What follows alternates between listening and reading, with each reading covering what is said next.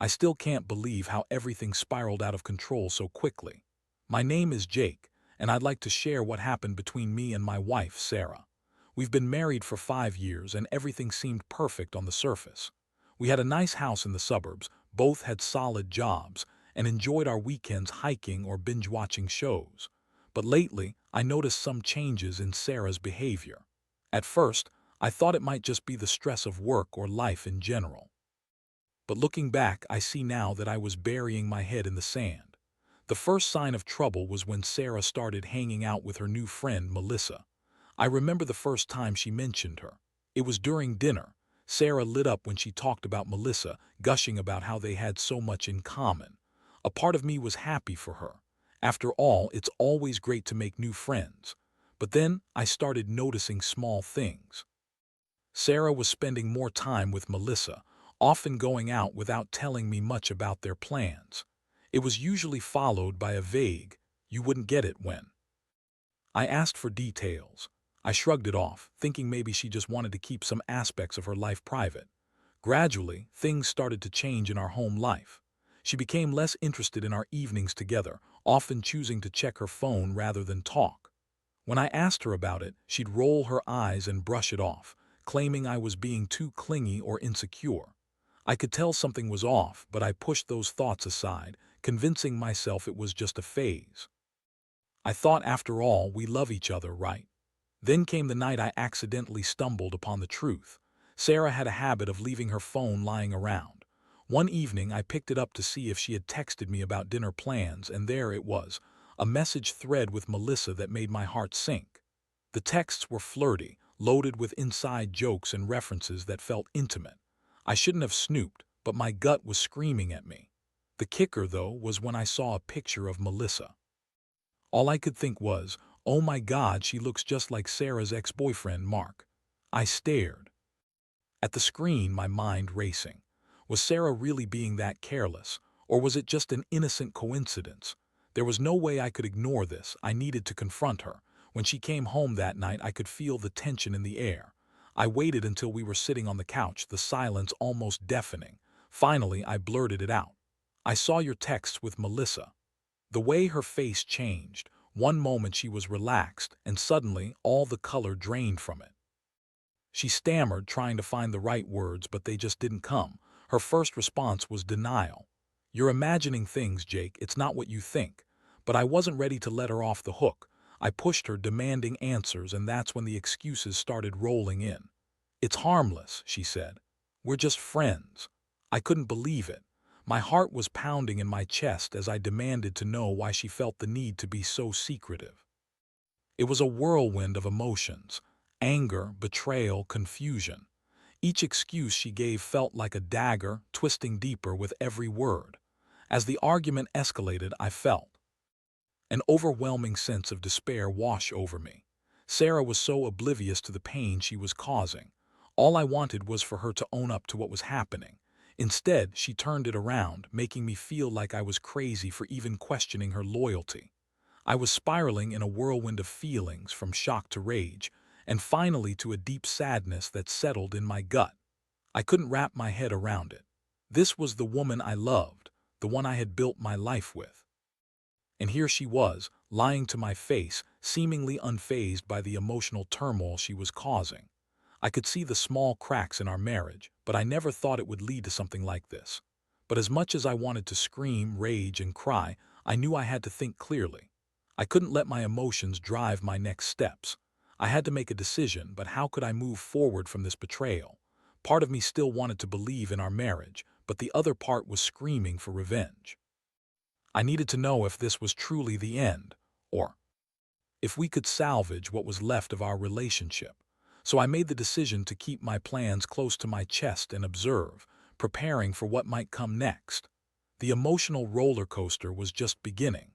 The days that followed the confrontation felt like I was trapped in a bad dream. I was walking around in a daze, oscillating between anger and heartache. It was hard to focus on work or even engage with friends. Every time I thought about Sarah's denial, I felt a new wave of betrayal wash over me. How could she pretend that everything was fine while she was deceiving me right under my nose? I spent hours replaying that night in my mind, trying to decipher whether there were any signs I had missed. I had always prided myself on being attentive, but this was a blind spot I had never anticipated. It wasn't just the texts. It was Sarah's sudden change in behavior that grabbed my attention. Her late nights, the way she laughed when talking about Melissa, and the little secrets she seemed to keep. I wondered if she had been seeing Mark again, or if Melissa was the only one. It was infuriating to think of the possibilities. While I was grappling with my thoughts, I decided to do some digging. I didn't want to go into this blindly. I began to observe Sarah more closely. If she thought I was going to be naive about this, she was sorely mistaken. I tracked her schedule, noting when she went out, who she was with, and how she reacted when I mentioned Melissa's name. I even went as far as to casually ask her about her plans with the girls while keeping my voice light and casual. Her responses were vague, but I noted every detail, however small. One evening, as I was scrolling through social media, I had an epiphany. I remembered Sarah mentioning that Melissa had a birthday coming up. The idea struck me like a bolt of lightning. What if I showed up unexpectedly? It felt like the perfect opportunity to catch her in the act if something was truly happening. I could see her getting ready, all dolled up for a night out with the girls. I could feel the anger bubbling up inside me, but I also felt a twinge of guilt. Was I really prepared to confront her, or was I just seeking some sort of twisted revenge? The night of the party, I donned some casual clothes and waited until Sarah left the house. I took my time getting to the venue, making sure to arrive fashionably late. I had done some research and found out where they were meeting, at a local bar that was known for its lively atmosphere. As I approached, my heart raced. I never thought I'd find myself in a situation like this, spying on my wife. But the stakes were too high and I needed answers. When I walked inside, the place was packed, buzzing with voices and laughter. The bright lights made it hard to see clearly, but I quickly scanned the room. It didn't take long before I spotted Sarah and her friends at a far table, drinks in hand, laughing and joking. My stomach twisted as I watched her lean in close to Melissa, sharing secrets that only they could understand. For a moment, I felt a flicker of hope that maybe I was overreacting. But that hope was short-lived. Then I saw him, Mark. He walked in, his confident stride unmistakable. I felt my blood boil. As I watched him approach their table, Sarah's face lit up when she saw him. I had never hated someone so much in my life. I felt like my heart was being ripped out.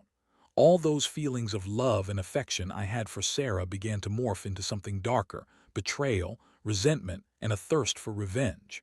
I stayed hidden in the shadows, unable to move as I watched them interact. Mark and Sarah were laughing like old friends, leaning into each other's space. It was painful to see her so carefree with him while I was left in the dark. I couldn't shake the feeling that this was more than just a friendship. The way she looked at him, the body language, it screamed intimacy. As I stood there, I felt a surge of emotions. The anger was blinding, but so was the realization that I had to confront her. I couldn't let this continue. It was time to bring everything to light. I took a deep breath, steeling myself for what I was about to do. I had to expose the truth, no matter how much it hurt. I walked over to their table, trying to maintain my composure. Even as my heart raced, I was ready to tear the facade apart and lay everything bare. The moment she spotted me, her smile faltered and I could see the panic rising in her eyes. The moment was surreal and I could feel the weight of the world pressing down on my shoulders. "Sarah," I said, keeping my voice steady despite the storm inside me. "Can we talk?" Her friends exchanged nervous glances while Mark shot me a cocky smile, as if he reveled in this little drama. I could see Sarah weighing her options. I could almost hear her internal monologue, whether to deny everything again or come clean, but I wasn't giving her that choice. "No more lies," I insisted. "I want the truth, now." The atmosphere shifted, thick with tension. I could see Sarah's mind racing, her facade cracking. Now it was time for her to face the consequences of her actions. The moment I confronted Sarah, the room fell silent. Everyone around us seemed to hold their breath, caught in the gravity of the situation. Sarah's eyes darted between me and Mark, who was now leaning back casually, arms crossed with a smirk. on his face as if he was watching a show unfold before him. I could practically hear my heart pounding in my ears as I awaited her response. "Jake, this isn't what it looks like," she finally stammered, but I wasn't in the mood for her usual excuses. "What is it then?" I shot back. "You look cozy enough with your old flame. Are you going to tell me it's just a friendly catch-up?" I could see her struggling to come up with a believable response. It was infuriating. Instead of admitting what was obvious, she tried brushing it off, insisting, "We were just having drinks, it's not a big deal." "Not a big deal," I echoed, my voice rising. "You're here with Mark and you've been lying to my face for weeks. This is a big deal to me, Sarah. You know it and I know it. Do you really think I'm going to let you gloss over it?" The tension in the air was palpable, and I could sense the awkwardness spreading to the people seated nearby. I felt exposed yet determined. My emotions were a whirlwind: anger, hurt, frustration. But underlying it all, the sense of clarity. I had to get to the bottom of this. Mark finally chimed in, "Relax, man. We were just catching up. No harm in that." His casual tone made my blood boil even more. I felt like he was taunting me, relishing the chaos he had created. "No harm," I snapped, turning my glare toward him. "You're the one who broke up with her years ago, and now you're back in the picture. What's that about?" "Jake, stop," Sarah interjected, her voice shaky. "You're blowing this out of proportion. It's just a drink. There's nothing going on." But the way she said it felt hollow, like she was trying to convince herself as much as she was trying to convince me. "Really?" I said, my voice dripping with sarcasm, "because it sure looks like there's more than just drinks happening here." At this point, I was done playing nice. I had trusted Sarah with my heart and my life, and right now, it felt like she was throwing it all away for someone who didn't deserve a second thought. I took a deep breath, forcing myself to remain calm, even though I wanted to scream. "You need to tell me the truth, Sarah. Have you been seeing Mark behind my back? Is that what this is?" For a fleeting moment, I saw her hesitation. The way her eyes flickered told me everything I needed to know. Mark might have been the one she'd turned to, but it was Sarah who had betrayed me. My stomach churned at the thought of the intimacy they had shared, the secrets they had kept, and I felt a wave of emotions crash over me. "Jake, please," she pleaded, looking desperate. "It was just a mistake. I promise I didn't mean for it to happen." Her voice was rising, a mixture of panic and frustration. "I was feeling alone and Mark was there for me, okay? But it didn't mean anything. That's not how it works," I shot back. "You don't just throw away a marriage because you feel alone. You talk to your partner about it. You don't run off to your ex. This isn't just some mistake you can sweep under the rug." As I spoke, I noticed her friends shifting awkwardly, clearly uncomfortable, but I didn't care. This was about Sarah and me, not them. I needed her to understand the gravity of what she had done. "I thought we were better than this," I continued, my voice shaking slightly. "I thought you were my partner, someone I could trust, but clearly I was wrong." Sarah's face fell, and for a moment I saw the remorse flicker across it. I didn't mean to hurt you, Jake. I wasn't thinking straight. It's complicated."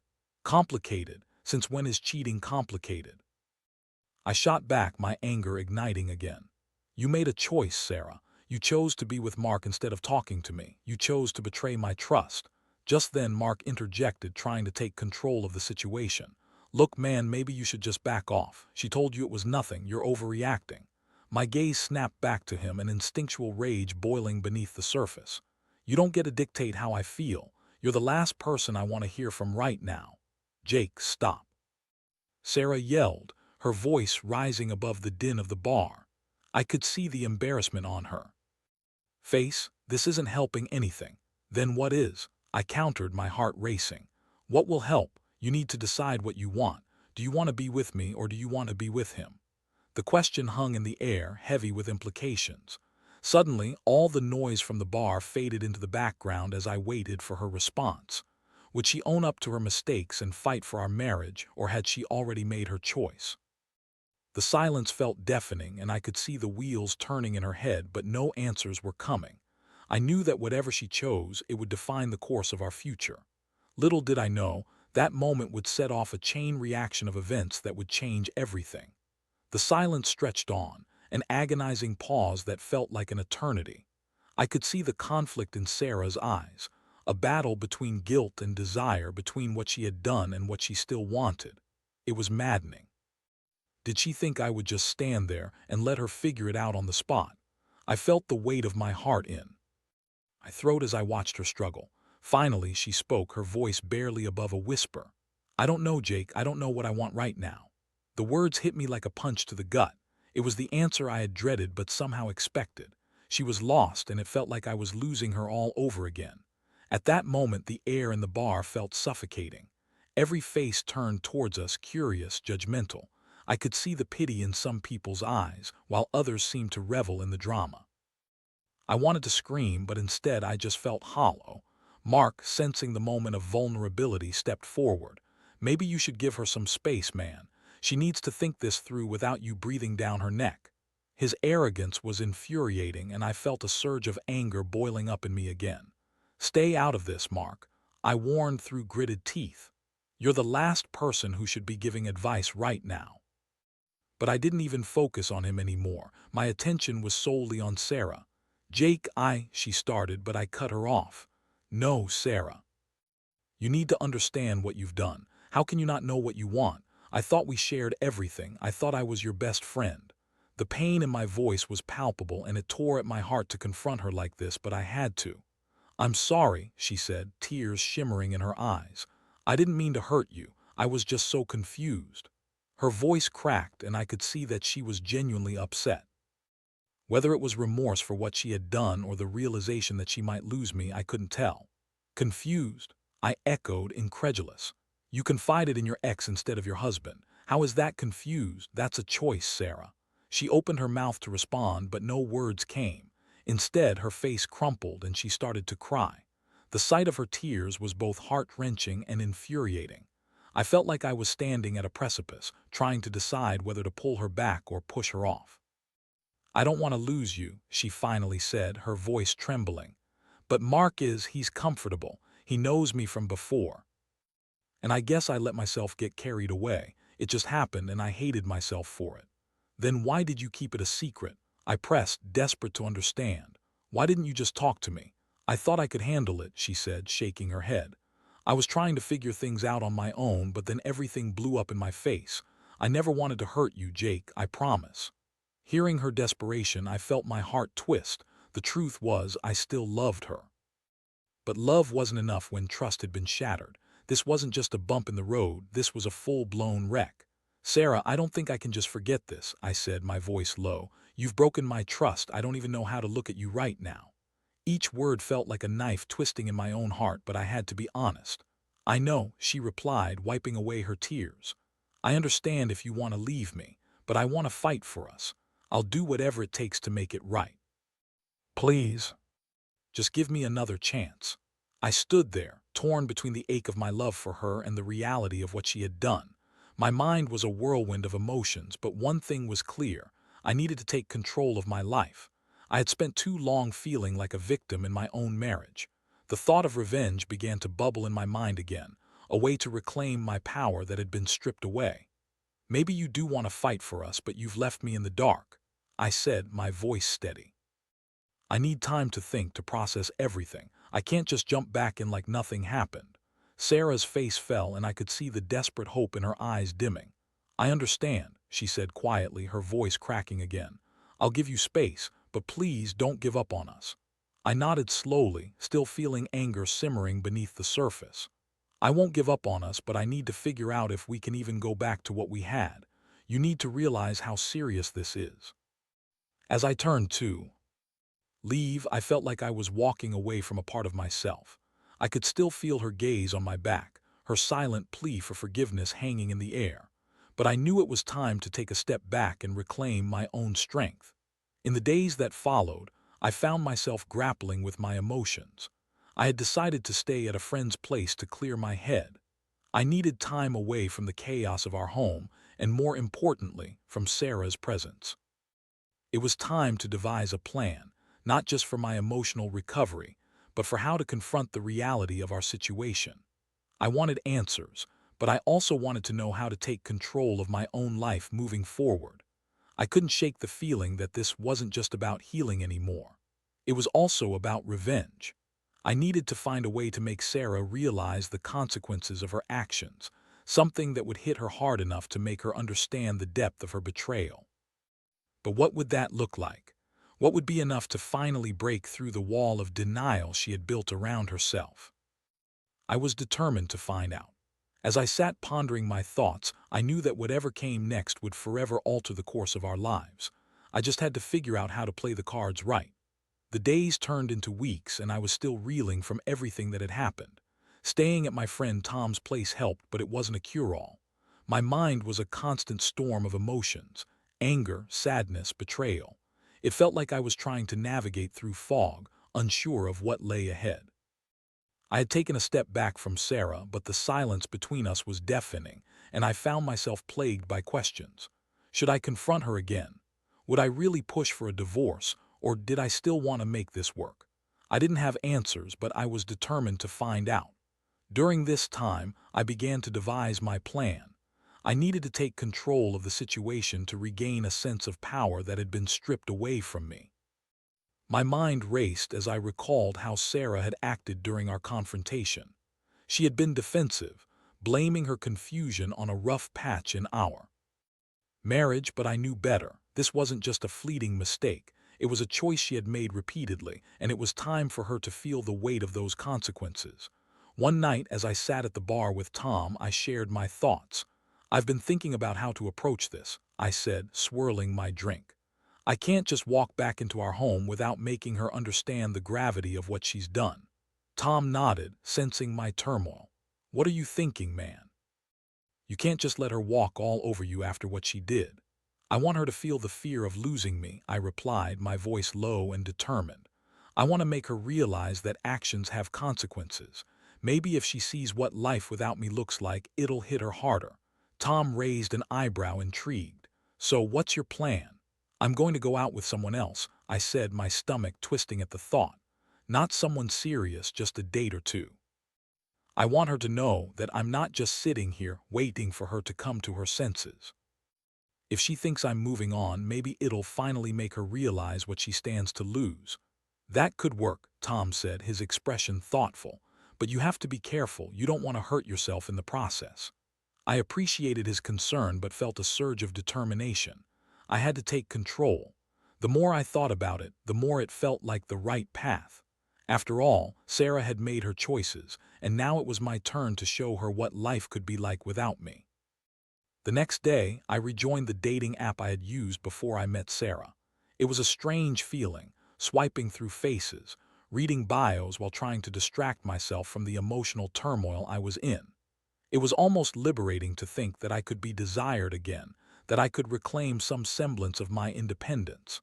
I wasn't looking for love. I was just looking for a way to make Sarah see what she was risking. After a few swipes, I matched with a woman named Rachel. She was vibrant, full of life and adventure. We began chatting, and I found myself laughing and joking, something I hadn't done in ages. Rachel was refreshing, a reminder that there was still fun to be had outside of my crumbling marriage. I set up a casual dinner date for the following weekend, and just the thought of it sent mixed feelings coursing through me. That same week, I decided to face Sarah again. I knew it was time to confront her about our future and make it clear that I wouldn't be waiting around indefinitely. I chose a time when she was likely to be home, and I showed up unannounced. The tension in the air was palpable as I stood on her doorstep, my heart racing. When she opened the door, I could see the surprise in her eyes. "Jake," she said softly, her voice tinged with uncertainty. "You're here. Can we talk?" I asked, stepping inside. The familiar scent of our home washed over me, but it felt different now. I felt like a stranger in my own space. "Of course," she said, leading me to the living room. We sat down, and I could see the apprehension on her face. She was searching for the right words, but I knew I had to take the lead. "I've been thinking a lot about us," I began, my heart pounding. "And I need you to understand that I'm not just going to sit back and let this happen without consequences." Her expression shifted, confusion clouding her features. "What do you mean?" "I'm not waiting for you to make a decision about your feelings. I'm done feeling like a second choice," I said, my voice firm. "I've started talking to someone else." The look on her face was one I had never seen before: shock, hurt, and a hint of realization. "What?" she gasped, her voice barely above a whisper. "I'm not going to wait around while you figure out what you want. If you don't want me, then I'm going to move on, I stated, trying to maintain my resolve even as my heart ached at the look in her eyes. You don't mean that, she pleaded, her facade cracking. Please, Jake, don't do this. I want to fix this. Do you really? I asked, my voice steady but my heart racing. Because it didn't seem that way when you were with Mark. You need to understand how serious this is. I can't keep doing this, and I won't let you string me along. Tears began to well in her eyes, and I felt a pang of guilt, but I had to stay strong. I love you, but love isn't enough without trust. I need you to show me that you're willing to fight for this too. Please, don't date her, she begged, voice trembling. I'll do anything. I promise I'll make it right. The desperation in her voice tugged at my heart, but I couldn't back down now. Then you need to prove it. You have to show me you're committed to rebuilding what we had. I won't let this go without a fight on your end, too. As I stood to leave, I could feel the weight of the moment hanging in the air. I didn't know if this would lead to reconciliation or further heartbreak. All I knew was that I had made my choice. I was taking control of my life, and from here on out the ball was in her court. The next few days were a blur. I was caught between the excitement of my blossoming connection with Rachel and the tension of the unresolved emotions with Sarah. I felt liberated yet shrouded in guilt. But I knew it was time to make a choice, one that would shape my future. I had to decide what I truly wanted, not just for myself, but for the life I envisioned ahead. The choices I made from this point on would either lead to healing or tear everything apart completely. A few days passed, and while I was trying to juggle my new connection with Rachel and the lingering feelings surrounding Sarah, I felt the weight of uncertainty pressing down on me. I kept replaying my last conversation with Sarah in my mind. Her desperation had been palpable, but what did it really mean? Was it genuine remorse, or just a fear of losing me? I had no way of knowing, but I knew I needed to solidify my decision. I went on my date with Rachel, and for the first time in a long while I felt a spark of joy. We laughed over dinner, talked about our dreams and aspirations, and for those hours I was able to forget the heartache back home. Rachel was engaging and fun, and she made me feel alive again. But even in those moments of laughter, a part of me couldn't shake the guilt. I was still married, even if it felt like that marriage was hanging by a thread. The following week I had a heart-to-heart with Rachel. She was thrilled about how things were going, but I felt the need to be honest. I'm still in a complicated situation, I told her, my voice serious. I don't want to lead you on, but I'm trying to figure out what I want.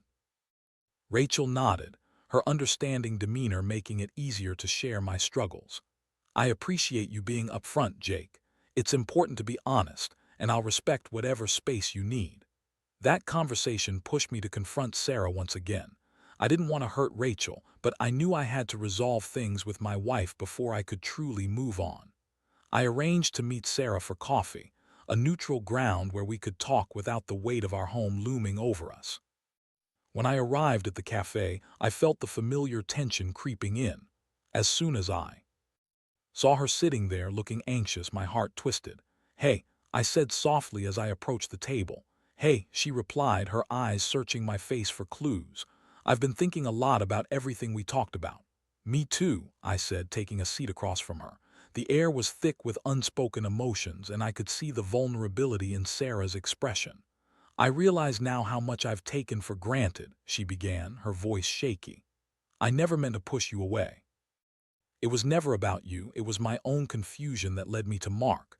I was scared, and I let myself get lost in that. I need you to understand, Sarah, this isn't just a bump in the road. You hurt me deeply," I said, trying to keep my voice steady. "Trust is broken, and I don't know if it can be repaired." "I know." Her eyes glistened with tears. "But I want to try. I promise I'll do whatever it takes to rebuild that trust. I need you to believe that I can change." I paused, weighing her words carefully. Part of me wanted to believe her. I still loved her despite everything. But could I trust her again? What does that look like? I asked, trying to gauge her commitment. "How are you willing to prove that to me?" "I'll be open about everything," she replied earnestly. "No more secrets. I'll share my phone, my plans, everything. I want to go to couples therapy if that's what it takes. I'll do anything to show you that I'm serious about us." Hearing her say those words ignited a flicker of hope, but I knew it couldn't just be words. This can't just be talk, Sarah. If we do this, you have to be all in. I won't go through the pain of this again. I'm all in, Jake, she said, desperation lacing her voice. I don't want to lose you. I've realized what I could lose, and it terrifies me. The sincerity in her eyes made me hesitate. Maybe there was a chance for us. Maybe we could rebuild. But as I considered the possibility, I also felt the weight of my connection with Rachel. I've started seeing someone else, I confessed, bracing for her reaction. Not serious, but I need you to know. Her expression darkened for a moment, hurt flashing across her features. You were trying to move on. I can't blame you, but it still stings. I need you to understand that I'm not doing this to hurt you, I said quickly. I need to see what my options are. I can't just wait here indefinitely. Then we need to act fast, she said, determination in her voice. If you're willing, I'll fight for us, but we need to make changes now before it's too late. As we talked more about what that would look like, I began to see a path forward. It wouldn't be easy, but maybe, just maybe, we could find our way back. We agreed to start with therapy and open communication, and I felt a small flicker of hope ignite inside me. After our conversation, I walked out of the cafe feeling lighter. I still had a long way to go, and there were no guarantees, but for the first time in a while, I felt a sense of direction. As the days turned into weeks, Sarah and I committed to our agreement. We went to therapy, and I started to see the cracks in her facade begin to heal. It was a long road ahead, but she was putting in the effort, and I was willing to give her the chance to prove herself. However, I also kept my connection with Rachel in the back of my mind. I didn't want to shut that door completely, but I knew I had to be honest with both women. I eventually had to reach out to Rachel and explain the situation. I told her about my attempts to reconcile with Sarah and that I didn't want to lead her on. "Thank you for being honest," Rachel replied, her voice steady. "I understand. It sounds like you're trying to do what's best for you right now." I felt a pang of regret as I ended the conversation, knowing that something special had slipped through my fingers, but I also knew that I had to prioritize my journey toward healing. In the end, I realized that sometimes the hardest decisions lead to the most significant growth. Whether Sarah and I could fully restore our marriage remained to be seen, but I was determined to explore every avenue. I knew I had to focus on healing, learning from the pain, and understanding what love truly meant.